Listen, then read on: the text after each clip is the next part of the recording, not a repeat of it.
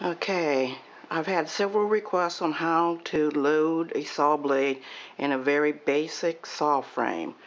So go ahead and load your blade in your saw frame, and you'll notice that there's no tension in here.